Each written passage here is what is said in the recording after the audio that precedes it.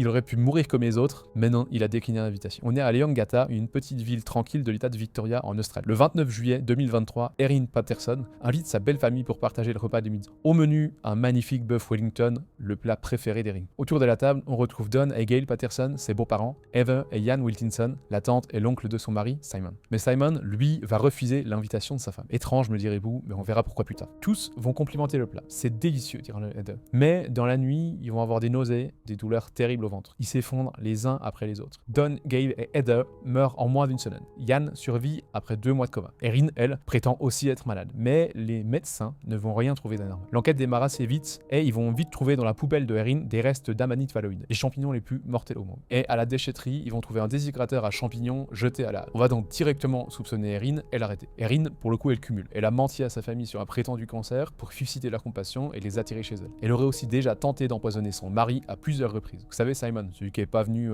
à l'invitation. Mais elle se démonte pas, elle va garder toujours sa ligne de défense, c'était un accident. Et elle jure avoir acheté les champignons dans une épicerie asiatique locale. Mais personne ne va la croire. Le 8 septembre 2025, le verdict tombe, Erin Patterson est reconnue coupable de 3 meurtres et d'une tentative de meurtre. Elle sera condamnée à la prison à vie avec au moins 33 ans derrière les barreaux avant de pouvoir espérer ça. Son avocat a déjà annoncé qu'il ferait appel. Ses motivations exactes, c'est encore un mystère. Est-ce que c'est une vengeance? Est-ce que c'est la détresse psychologique? Est-ce que c'est une fascination morbide? Personne ne sait. Mais alors, pourquoi Simon, son mari, n'était pas là? En réalité, ils étaient déjà séparés depuis assez longtemps et Simon se méfiait déjà de son comportement. Il a donc décidé tout simplement de